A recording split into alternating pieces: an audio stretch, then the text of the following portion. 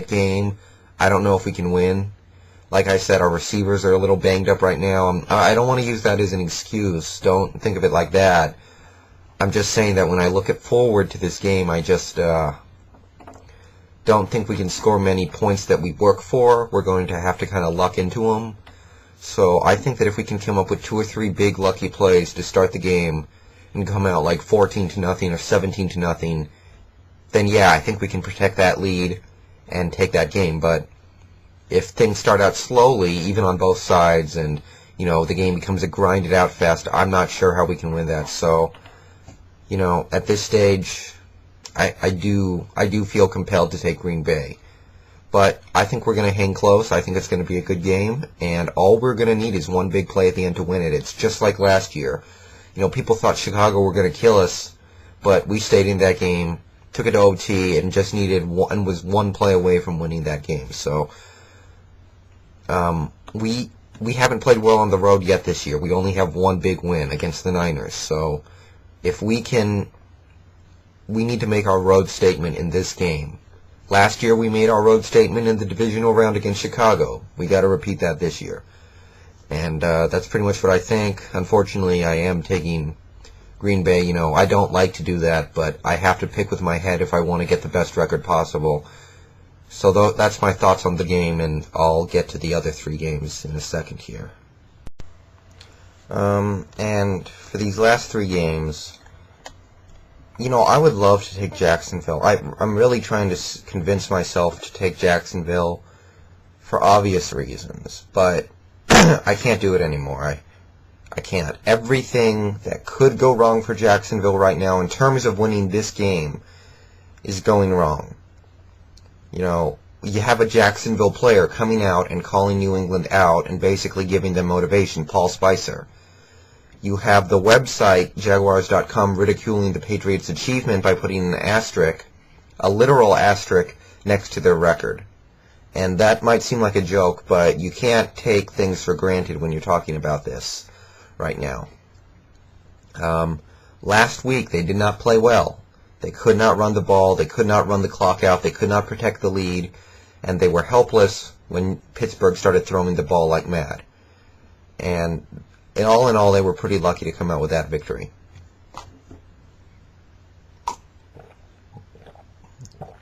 Meanwhile, Jacksonville, tired probably from last week's game. That was a slugfest against Pittsburgh, warmed down.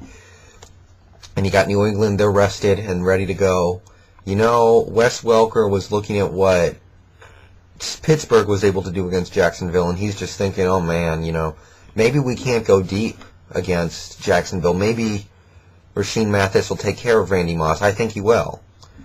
But, Welker gets matched up against like Terry Cousin or Aaron Glenn, and, that's that. So I think Welker could have a big day because this Jacksonville defense has a hard time against the short pass. You got players like John Henderson might not play. Mike Peterson won't play. So, I'd love to convince myself to take Jacksonville, but I don't. Things are not going their way. I do think last week was an aberration. I do think they can run the ball against New England. I think they can avoid turnovers. But I look at their defense and suddenly now I'm not sure. So I have to take New England. I still think Jacksonville might be able to pull it out, but when I look at all the evidence, I don't feel it. I think New England takes that one. And my lock of the week has to be Indianapolis over San Diego. I look at San Diego, I see a team that starts slow. I mean, if you look at, with the exception of the first Colts game, obviously, when they return that kickoff for a touchdown, every time they play a good team, they fall behind by like 10, 14 points. And then they start playing. That's all fine and dandy when you're talking about teams like the Titans. You can come back against the Titans, and they did twice. And for the most part, San Diego can get away with starting slow. But you're talking about going into the RCA Dome, playing Peyton and Dungy in the playoffs, and if you fall behind by 14, you might as well forfeit pretty much in this situation. That's pretty much how I feel. San Diego has a hard time starting hot. They pretty much need one big fluke play if they want to have any aspirations of starting hot. And once Indy does get that lead on them, as I expect, you're talking about trying to pass on one of the best pass defenses in the league. You're talking about trying to stop one of the best run games in the league. You know, all that. So I got to take Indy. I think they're going to win big. And another reason is because if you look at last week, after San Diego beat the Titans, Norv Turner, the San Diego Chargers, and pretty much every Charger fan just went, "Oh God, thank you. We finally won our playoff game." You know, they haven't won a playoff game in 18 years now. 15 years, 13, 15, something like that. So to finally get that first playoff win is such a relief. Sometimes you're not ready to take on a second game the next week. And, the Chargers probably feel like they just won the Super Bowl right now because they got over that hump of not winning a playoff game. And, there's some truth to that. But that just means they're not going to be ready for what Indianapolis has for them. Plus, they got worn out last week against Titans in what was pretty much a slugfest. And then you got this last game. This is actually a pretty tough one, I'm not going to lie. A lot of things are pointing in New York's favor. T.O., he's going to play. I feel really confident about him playing. When I look at the other players in this round who say they may or may not play, I feel Marvin Harrison's going to play. I don't think Antonio Gates is going to play, and I do think T.O. is going to play. From everything I can tell, he's going to go. But he's not going to be 100%. On the other side, you got Terry Glenn. He's probably not 100%, and he hasn't caught a pass all year. Everybody's talking about Romo and Witten going down to Mexico for a vacation midweek. That's probably being talked about more than it deserves.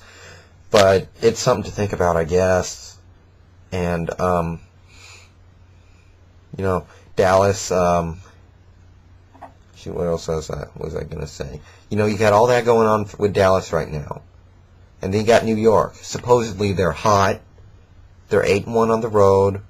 They got their first playoff win in several years, in the first of this era. They pretty much breezed through last week. They did not really get beat up. They just kind of cleanly took care of business against Tampa. So they're probably not going to be worn out or tired or anything like that. They're reasonably healthy. You got Jacobs and Bradshaw coming into their own. Eli's finding his rhythm. This is the third time these two teams have played. And we all know that when you get to the third game of a divisional rivalry, it becomes a real slugfest. And, I look at all these mitigating factors. Romo still has not proven that he can play in the playoffs. That much is true. He played all right last year against Seattle, but he hasn't proven anything either way. Eli has proven more in the playoffs than him. He's turned in 2 good performances and 1 bad one. I'll give Eli that much. I don't really care much for Eli, but I'll give him that much. I just see a lot of things actually starting to swing in the favor of the New York Giants. Excuse me. And let's see. Obviously this goes without saying, but the Cowboys, they've slowed down during the last month of the season, and the Giants turned it on. But I'm sitting here trying to talk myself into taking the Giants. Ultimately, I can't. That's the truth. I'm taking Dallas. I don't think there's going to be an upset this weekend. I think the home teams win. I think the home teams sweep. I figure you got the Giants. They don't have Jeremy Shockey. And Shockey would have been a good weapon to use against Dallas because when you look at Dallas, they're weak to tight ends. You got Roy Williams trying to cover tight ends, and that just doesn't work. Plexico Burress, he's playing, but he's hobbled. So that's their biggest weapon, hobbled right there. They got a nice running game, but it's hard to run against